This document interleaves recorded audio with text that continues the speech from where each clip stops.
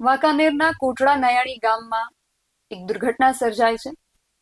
આ ગામનો જે અન્ય ગામ સાથે કે રાજકોટ સાથે જોડતો જે મુખ્ય માર્ગ હતો, ત્યાં જે કોઝવે આવેલો હતો, એ કોઝવે પર જે વરસાદી પાણી, ડેમી નદીનું જે પાણી પૂરજોશમાં વહી રહ્યું હતું, ત્યાંથી એક પિતા પુત્ર એમની રિક્ષાને પસાર કરવા માટે પ્રયાસ કરે છે અને બંને પાણીના પૂરજોશ પ્રવાહમાં તણાઈ જાય છે. આ બાબતને લઈને જ્યારે અધિકારીઓને, પદાધિકારીઓને અમે પ્રશ્નો પૂછ્યા, ત્યારે આ જે અહીંયાના જે સ્થાનિક ધારાસભ્ય છે, એમનું કહેવું છે કે આ જે નદી છે એ મારા મત વિસ્તારમાં નથી આવતી.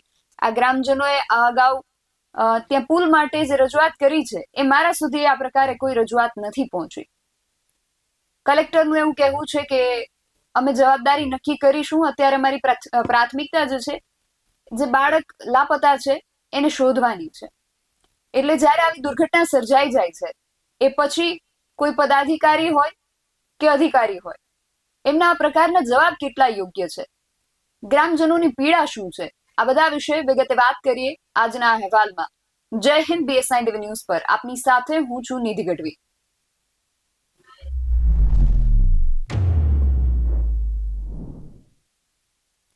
આ ગામની અંદર જે દુર્ઘટના ઘટી, આવી કોઈ પણ ઘટના જ્યાં સુધી આપણી નજીકમાં નથી બનતી, ત્યાં સુધી આપણને એ ઘટનાની ગંભીરતા કેટલી છે એ સમજાતી નથી. ગામની અંદર અત્યારે આ દુર્ઘટના બન્યા પછી કેવો માહોલ છે, ગ્રામજનો શું કહી રહ્યા છે? ગ્રામજનોનું કહેવું છે કે અમે અગાઉ અનેક વખત રજૂઆતો કરી છે, છતાં અહીંયા પુલ બનાવવામાં નથી આવ્યો.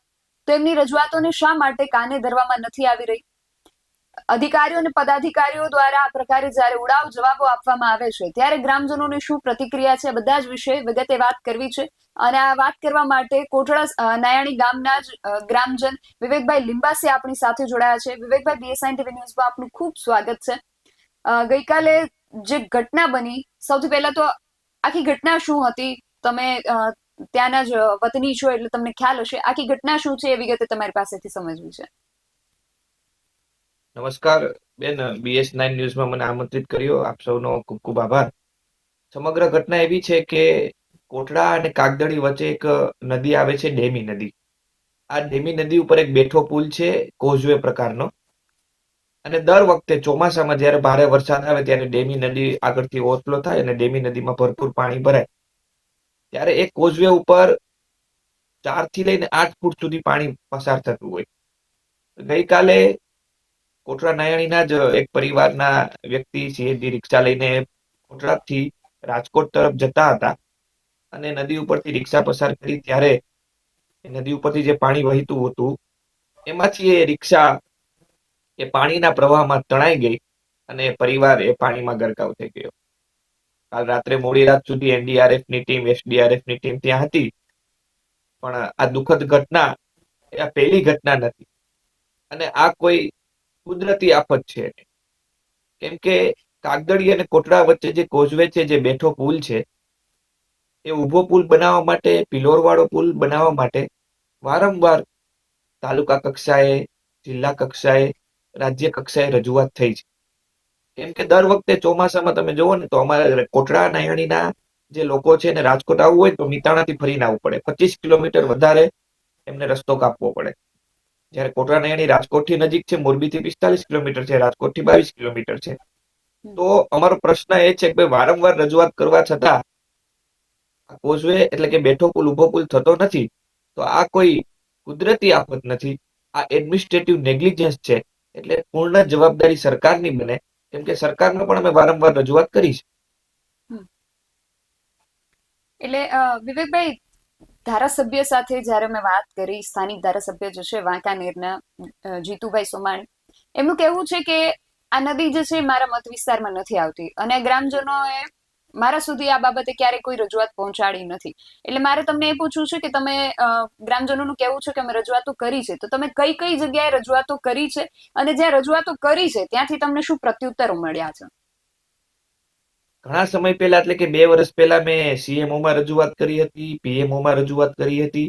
ત્યાં ઓનલાઈન જે આપણે રજૂઆત કરીએ ને, તો એમાં એવું આવે કે ભાઈ યોર ગ્રીવેન્સ વોઝ એડ્રેસ, એટલે કે તમારી જે રજૂઆત છે, તમારી જે ફરિયાદ છે, એમનું નિવારણ થઈ ગયું છે. પણ એ જૂની રજૂઆતો ભૂલી જઈએ. હું 20 દિવસ પહેલા મોરબી જિલ્લા સ્વાગત કમિટીમાં એટલે કે સ્વાગત કલેક્ટર ફરિયાદમાં મેં આ બાબતની રજૂઆત કરી હતી, જેના મારી પાસે પુરાવા છે, તમારી સમક્ષ મૂકું છું.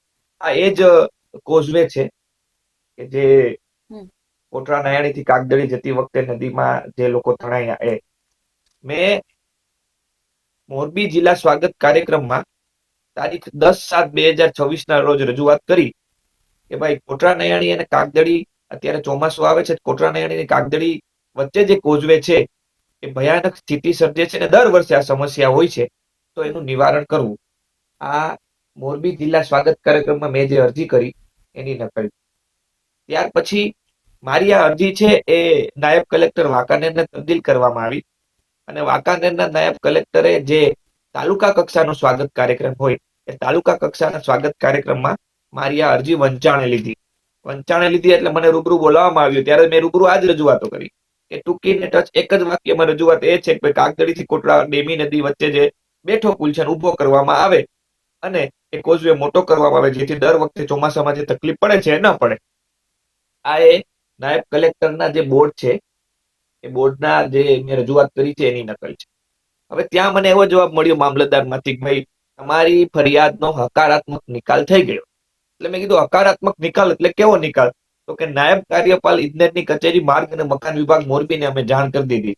આ નાયબ કાર્યપાલક ઇજનેરની કચેરીનો પત્ર છે જેને મામલતદારશ્રીએ જાણ કરી છે કે ભાઈ આ જે કોઝવે છે એમાં સુધારો કરવામાં આવે અને ઉભો કરવામાં આવે. આ હું વાત કરું છું 20 દિવસ પહેલા. પણ આ જે સમસ્યા છે 3 દાયકાની સમસ્યા છે, 30 વર્ષથી આ સમસ્યા છે.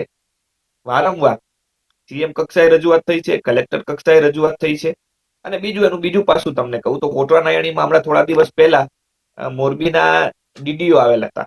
એક તમને ખબર હોય તો પ્રવેશોત્સવ કાર્યક્રમ હતો, શાળા પ્રવેશોત્સવ કાર્યક્રમ હતો, ત્યારે ડીડીઓ પણ ત્યાં આવેલા છે. વારંવાર ટીડીઓ આવતા હોય તો શું એમના ધ્યાનમાં આ બાબત નહીં હોય? જો ધારાસભ્ય એવા ઉડાર જવાબ દે કે અમને રજૂઆત નથી મળી, તો એનો સીધો મતલબ એવો થાય કે ધારાસભ્ય પોતાના વિસ્તારમાં સક્રિય નથી. અને તમે જેમ કીધું એમ કે જ્યાં જ્યુરિસ્ડિક્શનનો પ્રશ્ન આવે, કાર્યક્ષેત્રનો પ્રશ્ન આવે, તો એ સામાન્ય લોકોને, ગ્રામજનોને એનાથી કોઈ લેવા દેવા નથી. કોટડા નયાણી વાંકાનેરમાં આવે છે, કાગદડી રાજકોટમાં આવે છે. બંનેમાં સરકાર ગુજરાત સરકાર છે, જિલ્લો મોરબી છે, જિલ્લો રાજકોટ છે. ડેમી નદી દાખલા તરીકે રાજકોટ તાલુકા, રાજકોટ જિલ્લાના અંતર્ગત આવતી હોય. તો જે કોટડાના ગ્રામજનો છે એ તો રાજકોટ સાથે કનેક્ટેડ છે. શું એમની આ સમસ્યાનું નિવારણ ન થવું જોઈએ? કાર્યક્ષેત્રનો પ્રશ્નથી સામાન્ય નાગરિકને, ગ્રામજનોને કોઈ લેવા દેવા નથી. એ તમારો વિષય છે, જનપ્રતિનિધિનો વિષય છે, સરકારી અધિકારીઓનો વિષય છે. એમને આ સમસ્યાનું નિવારણ કરવું જોઈએ. શું આપણે રાહ જોઈશું કે વારંવાર આવી ઘટના બની રહે અને જે પરિવારો છે પરિવારો ઉજળતા રહે? એની શું આપણે રાહ જોવાની? જી બિલકુલ, એ જ પ્રશ્ન છે કે એક જનપ્રતિનિધિ એવું કહે કે આ મારા મત વિસ્તારમાં નથી આવતું, પણ પ્રશ્ન એ છે કે કદાચ ડેમી નદી તમારા મત વિસ્તારમાં નથી આવતી, પણ જે લોકો તણાયા છે એ તો તમારા જ મત વિસ્તારના છે, તો એના બાબતે તો તમને સંવેદનશીલતા હોવી જરૂરી છે. એટલે એ સ્વાભાવિક છે કે જે લોકપ્રતિનિધિ છે પોતાના વિસ્તારમાં સક્રિય નથી અને લોકોના જીવનથી કઈ લેવા દેવા નથી. જો એને પોતાના લોકોના જીવનથી લેવા દેવા હોય તો એ પોતે ત્યાં સ્થળ ઉપર મુલાકાત લેવી જોઈએ. ગઈકાલે મોડી રાત સુધી એસડીઆરએફ ની ટીમો ત્યાં હતી, તો ધારાસભ્ય કે સંસદ સભ્ય કોઈ ડોકાયા નથી. ધારાસભ્યએ એવું કહ્યા પહેલા 2 મિનિટ પણ ન વિચાર્યું કે જે પરિવારના લોકો આમાં હોમાયા છે, જે પરિવારના લોકોનું મૃત્યુ થયું છે, એ પરિવાર ઉપર કેવી આપવીતી હશે. કેમ કે ગ્રામજનો તરીકે અમે તો વારંવાર રજૂઆત કરી. અમારી ગ્રામ પંચાયતના જે લોકો છે એમને પણ સરકારમાં રજૂઆત કરી. અમે ગ્રામ પંચાયતમાં પણ કહ્યું, અહીંયા તલાટી મંત્રી આવે છે, અહીંયા ટીડીઓ આવે છે, ડીડીઓ આવે છે, કલેક્ટર કક્ષાના કાર્યક્રમો થાય છે. શું આ સરકારી અધિકારી, આ ધારાસભ્ય, સંસદ સભ્યોના ધ્યાનમાં નાની વસ્તુ પણ નહીં હોય? કેમ કે કાગદડી અને કોટડા વચ્ચે જે કોઝવે બનાવવાનો છે એ બહુ એવું મોટું કામ તો નથી કે એના માટે કન્સલ્ટેશન મુખ્યમંત્રી સુધી કરવી પડે. એ તો જિલ્લા પંચાયત, તાલુકા પંચાયત, કલેક્ટર કક્ષાનું કામ છે. તો વારંવાર એમને રજૂઆત કરવા પણ એ કાર્ય ન કરે તો એની પાછળ ગ્રામજનોએ હવે સ્વાભાવિક છે કે ભારત જેવી લોકશાહીમાં આંદોલિત થવું પડશે અને પોતે પોતાનો રોષ છે એ આંદોલન સ્વરૂપે ઠાલવીને આ કામ કરાવવું પડશે. અને વિવેકભાઈ, બીજો એ પ્રશ્ન પણ પૂછવો છે કે કોઝવે કાગદડીથી કોટડા નાયાણી તરફ જવાનો જે રસ્તો હતો, ત્યાં આ દુર્ઘટના બની કે કાગદડીથી કોટડા નાયાણી તરફ જતી વખતે આ દુર્ઘટના બની, તો ત્યાં આટલું હાઈ એલર્ટ વરસાદનું હતું તો કોઈ બેરિકેડિંગ, કોઈ પોલીસ બંદોબસ્ત કરવામાં આવેલો કે લોકો કોઝવે પરથી પસાર ન થાય એમને રોકવા માટે કોઈ વ્યવસ્થા કરવામાં આવેલી હતી?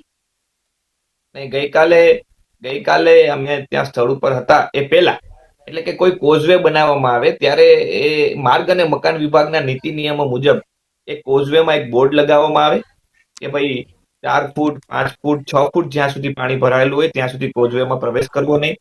એ કોઝવેનું જે કામ કરવામાં આવ્યું એ પણ ભૂલ ભરેલી રીતે કરવામાં આવ્યું. ત્યાં બોર્ડ પણ લગાવેલું નહોતું. અમે વર્ષોથી એ જોઈએ છીએ કે કોઝવેની અંદર ઘણીવાર એવું હોય કે પાણી થોડું થોડું પસાર થતું હોય ને કોઝવેમાંથી આપણે પસાર થઈએ તો નાના ખાડા પડી ગયા હોય ને, એ ખાડામાં પણ લોકો ફસાઈ જાય, ગાડી ફસાઈ જતી હોય.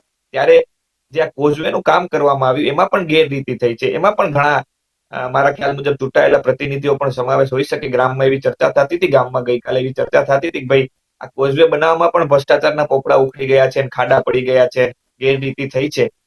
તો જે કામ કરવામાં આવ્યું છે એ પણ અપૂરતું છે, અને જે કામ નથી કરવામાં આવ્યું, ભવિષ્યમાં મોટો પુલ બનાવવા માટેની જે રજૂઆત હતી એ બાબતે ગ્રામ પંચાયતના ચૂંટાયેલા પ્રતિનિધિ, તાલુકા પંચાયતના ચૂંટાયેલા પ્રતિનિધિ, જિલ્લા પંચાયતના ચૂંટાયેલા પ્રતિનિધિ પાસે કોઈ જવાબ નથી.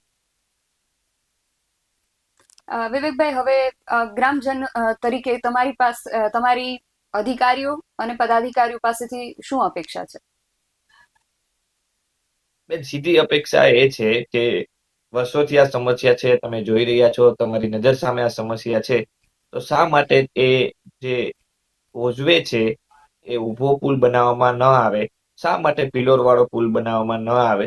શું આપણે રાહ જોવાની વારંવાર પરિવારના કોઈના કોઈ સભ્યો આમાં ડૂબીને મરી જાય, એમના પરિવારના સભ્યો એ ગુમાવે, મૃત્યુ પામે, તો શું આપણે દર ચોમાસે રાહ જોવાની? અમારી સીધી અપેક્ષા એ છે કે પુલ મોટો બનાવવામાં આવે, પિલોર વાળો પુલ બનાવવામાં આવે, અને કામ એટલું સ્ટાન્ડર્ડ ગુણવત્તાયુક્ત કરવામાં આવે કે ભવિષ્યમાં આ પ્રકારની તકલીફ કોઈને ન પડે ને ભવિષ્યમાં આ પ્રકારના સમાચાર સાંભળીને આપણે દુઃખી ન થવું પડે. જી, વિવેકભાઈ, આપ અમારી સાથે આ ચર્ચામાં જોડાયા તે બદલ આપનો ખૂબ આભાર. જ્યારે પ્રકારે દુર્ઘટના ઘટે છે, જે રીતે મેં અગાઉ શરૂઆતમાં વાત કરી કે જ્યાં સુધી આપણી આસપાસ આવી કોઈ દુર્ઘટના નથી બનતી, આપણા પરિવારમાં, આપણા સ્નેહીજનોમાં આવી દુર્ઘટના નથી બનતી, ત્યાં સુધી એની ગંભીરતા શું છે એ આપણે સમજી નથી શકતા. જનપ્રતિનિધિના એવા જવાબો કે આ અમારી જવાબદારીમાં નથી આવતું, કે અમારા મત વિસ્તારમાં નથી આવતું, પરંતુ પ્રશ્ન એ છે કે જે લોકો આ દુર્ઘટનાનો ભોગ બન્યા એ તો તમારા જ મત વિસ્તારના છે, તો એમના માટે તો તમને સંવેદનાઓ હોવી જરૂરી છે. આ ગ્રામજનોએ ક્યાં સુધીની કેટલી રજૂઆતો કરી છે એ આપે સૌએ જોયું ને સાંભળ્યું, છતાં એક પુલ બનાવવાની રજૂઆત ધ્યાને ન લેવામાં આવી. એક ડિપાર્ટમેન્ટમાંથી બીજા ડિપાર્ટમેન્ટમાં એને માત્ર ટ્રાન્સફર કરવામાં આવી રહી છે. અને આ જે રીતે આપણે વિવેકભાઈ સાથે વાત કરી કે આ તો છેલ્લા અમુક દિવસોની વાત છે, પણ છેલ્લા કેટલાય વર્ષોથી આ પ્રકારે આ ગામની અંદર પરિસ્થિતિ છે, છતાં એનો કોઈ ઉકેલ કે ઉપાય કરવામાં નથી આવી રહ્યો. લોકો દુર્ઘટનાનો ભોગ બની રહ્યા છે, તો આની જવાબદારી કોની રહેશે એ પ્રશ્ન હજુ પણ ઊભો જ છે. કારણ કે પદાધિકારીનું એવું કહી દેવું છે કે આ મારો મત વિસ્તાર નથી, અધિકારીનું એવું કહેવું છે કે અમે જવાબદારી નક્કી કરીશું, એટલે પાણી આવ્યા પછી પાળ બાંધવા બેસવાનું પણ શું અર્થ છે? આવા અનેક પ્રશ્નો ઊભા છે. આશા રાખીએ કે આ બધા પ્રશ્નોના જવાબો જે જવાબદાર વ્યક્તિ છે એ લોકો જરૂરથી આપશે. તમારું આ સમગ્ર વિષયને લઈને શું માનવું છે, તમારો મત પણ અમને કમેન્ટ કરીને જણાવજો. આવી જ વધુ ચર્ચાઓ સાથે મળતા રહીશું. તમે મારી યુટ્યુબ ચેનલને સબસ્ક્રાઇબ કરવાનું અને અમને ફેસબુક અને ઇન્સ્ટાગ્રામ પર ફોલો કરવાનું ભૂલશો નહીં. બાકી અમને અપડેટ્સ માટે આપ જોતા રહો BS9 TV ન્યૂઝ. નમસ્કાર.